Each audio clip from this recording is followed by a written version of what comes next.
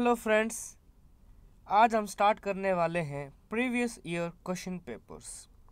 तो हम रोज 10 question solve करेंगे सब्जेक्ट वाइज और टॉपिक वाइज, और मेरे साथ बने रहिए।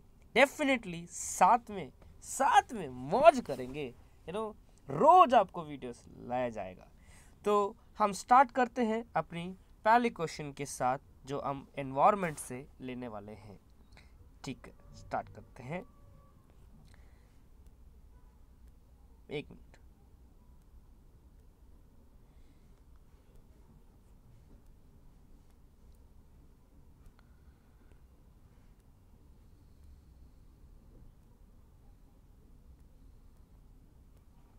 हमारी जो पहली क्वेश्चन क्या बोलता है, which of the following leaf modification occurs in the desert are as to inhabit water loss. क्या होता है इनहैबिट के मतलब, पहले समझ लो होता क्या है। इनहैबिट के मतलब होता है टू लीव और टू रिसाइड, रहना है ना, टू लीव और टू रिसाइड। एक्चुअली क्या होता है, जब पानी की जब कमी हो जाती है, लीव्स क्या करते हैं, अपना आप को मॉडिफाई करते हैं। हमारे पास कुछ ऑप्शंस है, उसको समझते हैं। पहला ऑप्शंस क्या है? Option number 1 hard and vaccine leaves, second option है टेनी लीव्स, थर्ड ऑप्शन है thrones and instead of leaves. इसके आंसर क्या हो सकता है? ए, बी और सी। फ्रेंड्स, हम देखते हैं आंसर क्या होता है। इसका आंसर है डी। समझते क्यों? क्योंकि प्लांट्स को सरवाइव करने के लिए क्या होता है, डेजर्ट में वो अपना आप को अडॉप्ट कर लेता है एक एक्सट्रीम ऑफ हीट्स को। Heredity by using both physical and behaviour mechanism, much like desert animals, plants that have adopted by altering their physical structure are called xerophytes. They have long roots, thick bars, hard and waxy leaves, thorns and little leaves. Actually क्या होता है, देखो ना, जब plants जब survive करने के लिए वो क्या करता है, एक चीज़ का अपने आप को अडॉप्ट कर लेता है। जैसे कि उनके पास लॉन्ग रूट्स होंगे, एंड देन थिक बार्स होंगे, and hard and vaccine leaves होंगे, थ्रोन्स होंगे एंड लिटिल लीव्स होंगे। तो इसी के अनुसार हमारा आंसर होता है डी। ठीक है, तो सेकंड क्वेश्चन हमारा ये बोलता है, which one of the following is the best description of the term ecosystem. Ecosystem का बेस्ट डिस्क्रिप्शन क्या हो सकता है?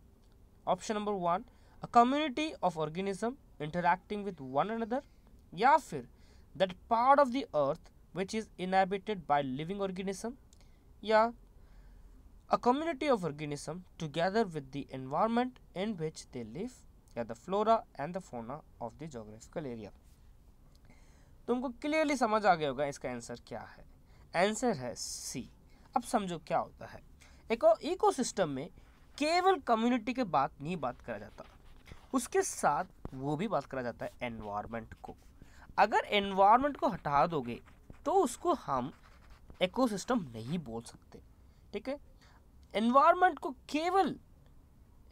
हटा दे तो हम इकोसिस्टम नहीं बोल सकते। अगर एनवायरनमेंट के साथ कम्युनिटी जोड़ दोगे तो क्या हो जाएगा, तुम्हारा इकोसिस्टम हो जाएगा।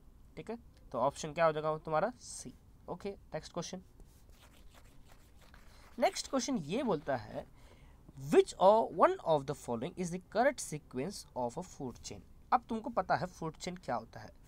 फूड चेन कुछ नहीं, जैसे कि हमें पता है ना क्या होता है, ग्रास को कौन खाता है? गोट्स। और गोट्स को कौन खाता है? ह्यूमंस। तो एक तरीके फूड चेन है। क्या है? फूड चेन चल रहा है। मतलब ग्रास को हम कौन कर रहा है? गोट्स। और गोट्स को कौन कर रहा है? ह्यूमंस। ऐसे ही तो एक करेक्ट सीक्वेंस क्या हो सकता है? इसका आंसर बहुत टेक्निकल है, बट इसका आंसर है ए। राइट, चलो आगे बढ़ते हैं। Question number 4, consider the following: bat, bears, rodents. The phenomenon of hibernation can be observed in which of the above kinds of animals? पहले बस हमको समझना होगा कि हाइबरनेशन होता क्या है? हाइबरनेशन कुछ नहीं है, इसमें क्या होता है तुम्हें पता है ना, जब विंटर कंडीशन में हम क्या करते हैं, अपने आप को क्या करते हैं, अपने आप को चेंज करते हैं, राइट, हम अपने आप को एडजस्ट करते हैं, ऐसा एडॉप्शन कर लेते हैं ना। इन द सेम वे क्या होता है, हाइबरनेशन का मतलब होता है greatly reduced metabolic activity. Metabolic activity मतलब अपने आप को चेंज करना। ग्रेटली हम क्या करते हैं, मेटाबॉलिक एक्टिविटी को लो कम कर देते हैं, और हम लोअर द बॉडी टेम्परेचर, और अपने बॉडी का जो टेम्परेचर बहुत गिरा देते हैं, ठीक है, जिसके वजह से हम जो ये विंटर कंडीशन से हम क्या कर सकें, अपने आप को बचा सकें। तो ऐसे में कौन कौन हो सकता है, बैट्स, बियर्स, रोडेंट्स। तो आंसर क्या हो सकता है, तीनों ही सही है, ठीक है। चलो हम चलते हैं क्वेश्चन नंबर 5 की तरफ। With reference to food chain in ecosystem consider the following statements. अब वापस फूड चेन आ गया, तुमको मैंने बता दिया, चलो समझते हैं इसका क्या बोलता है। अ food chain illustrate the order in which a chain of organisms feed upon each other। Exactly सही है, अभी ये जस्ट बताया था, ग्रास गोट को खाता है, ग्रास कौन खाता है, गोट्स को कौन खाता है, ह्यूमंस। तो एक तरह फूड से चल रहा है ना, फीड अपॉन ईच अदर, ये एग्जैक्टली सही है। चलो अगला ऑप्शन देखते हैं क्या है। अगला ऑप्शन है food chain are found within the population of the species. ये बोला जा रहा है कि भाई जो फूड चेन कहाँ दिखता है, पॉपुलेशन के जो स्पीसीज है ना, जो स्पीसीज का जो पॉपुलेशन है वहीं दिखता है। ये सबसे बड़ी गलत है, ये नॉट आएगा। क्या आएगा, food chain are not found, क्या आएगा, नॉट आएगा इधर, क्या आएगा, नॉट, ये नॉट आएगा, क्योंकि वहां एक ही स्पीसीज की थोड़ी कोई आता रहता है, ऐसा नहीं होता ना। थर्ड क्या है ऑप्शन के, तो इससे हम इसको एलिमिनेट कर सकते हैं। अगर हमने 2 को एलिमिनेट कर लिया, अगर 2 को एलिमिनेट कर ले तो ये दोनों तो गलत ही हो गए ना। तो आंसर क्या बच्चा, ए, ठीक है, आंसर क्या है, A is the answer, right. And then third को भी पढ़ लेते, क्या है, the food chain illustrate the number of each organism और आर ईटन बाय अदर्स। पहली बात, कभी भी हमको कुछ इन्फॉर्मेशन नहीं मिलता नंबर्स का, कि ऑर्गेनिज्म की एक दूसरे से ये खाते हैं, ऐसे नंबर्स हमको कुछ इन्फॉर्मेशन नहीं मिलता। तो इसका अनुसार हमारा आंसर हो गया ए, समझ गया। अब क्वेश्चन नंबर 6 में चलते, 6 क्वेश्चन नंबर 6 क्या है, समझो क्या लिखा हुआ है। क्वेश्चन नंबर 6 ये बोल रहा है, which one of the following terms describe not only the physical space occupied by an organism but also its functional role in the community organism. इसको समझने के लिए तुमको पहले तो समझना होगा कि भाई इकोटोन क्या होता है, यू नो, इकोटोन है क्या, राइट, इकोटोन क्या है, हैबिटेट क्या है, इकोलॉजिकल निश्चय क्या है, ओम रेंज क्या है, पहले समझना होगा। पहले समझते हैं इकोटोन क्या होता है। इकोटोन कुछ नहीं है, एक ट्रांजिशन, क्या है, एक तरीके की ट्रांजिशन एरिया है बिटवीन 2 बायोम्स। समझ लो यहाँ ये 1 बायोमी, सेकंड 2 बायोमी, ठीक है, एक ट्रांजिशन जोन है, ट्रांजिशन जोन जो बीच में होता है। जैसे कि ना देखो, जैसे कि एक सिंपल एक समझाता हूँ, देखो जैसे कि क्या समझाऊँ, इकोटोन तुमने देखा होगा ना, ये देख, ये मान लिया मैराइन मैंगोवर, ठीक है, कैसे बोलूँ रुक जाओ, जैसे ये पूरा क्या है, मैंग्रोव है। मैंग्रोव में क्या होता है, मैंग्रोव इकोसिस्टम में क्या होता है, इस साइड होता है फॉरेस्ट, इस साइड होता है फॉरेस्ट, इस साइड होता है रिवर।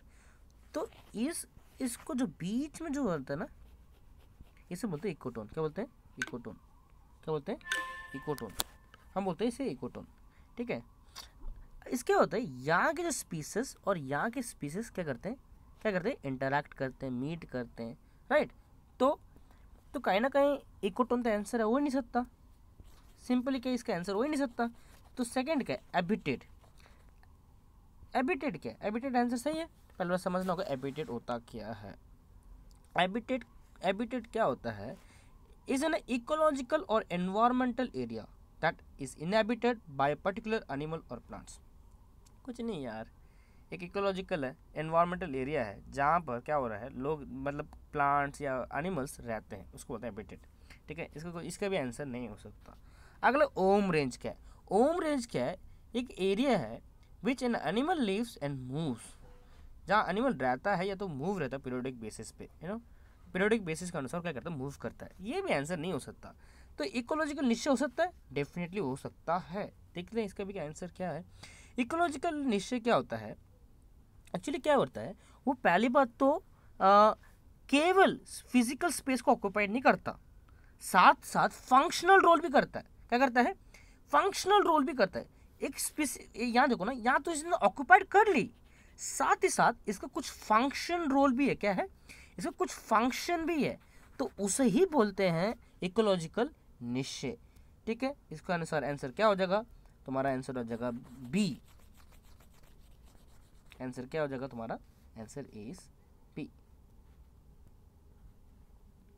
तो 7वां क्वेश्चन देखते हैं। In the grassland trees do not replace the grasses as a part of an ecological succession because of. पहले बात समझो इकोलॉजिकल सक्सेशन होता क्या है। तुम्हें पता है ना इकोलॉजिकल सक्सेशन मतलब क्या है? एक होता है पायनियर स्टेज, इकोलॉजिकल सक्सेशन में पायनियर स्टेज, पीएस मतलब पायनियर स्टेज, उसके बाद क्लाइमेक्स स्टेज है ना, उसके बीच में होता है इंटरमीडिएट स्टेज है ना। तो यहाँ से यहाँ जाने के लिए क्या होता है, एक प्रोसेस होता है ना, प्रोसेस होता है, राइट। अब देखो क्या होता है, समझो जैसी ग्रास है, ग्रास शुरुआत में तो ग्रास से क्या होगा, फॉरेस्ट बनेगा ना। पहला घास होगा, उसको पेड़ बना, उसको धीरे धीरे क्या बन जाएगा, फॉरेस्ट है ना। इसे बोलते हैं इकोलॉजिकल सक्सेशन। बट जब ग्रास लैंड में क्या होता है, ग्रास पहले बात तो फॉरेस्ट बनता ही नहीं है, और इवन ट्री क्या नहीं कर पाता, ग्रास को रिप्लेस नहीं कर पाता। क्या नहीं कर पाता? नहीं कर पाता। तो रीजन एक ही है। तो रीजन क्या है, क्यों ग्रास को मतलब ट्री ग्रास को क्यों रिप्लेस नहीं कर पाता? रीजन एक ही है, क्योंकि वहां पर रेनफॉल की बहुत कमी होती है। क्या होती है? रेनफॉल की कमी होती है। क्या होता है? रेनफॉल की बहुत क्या होता है, कम होता है। एंड सेकेंड रीजन, फायर बहुत अकर होता है। फायर क्या होता है? बहुत अकर होता है। मैन के अनुसार कुछ किसी भी रीजन से फायर अकर होता है। इसी वजह से क्या होता है, ग्रास लैंड में कभी भी ट्री रिप्लेस नहीं कर पाता ग्रास को। तो सिंपली आंसर तुम्हें समझ आ गया होगा, आंसर है सी, वाटर लिमिट्स एंड फायर।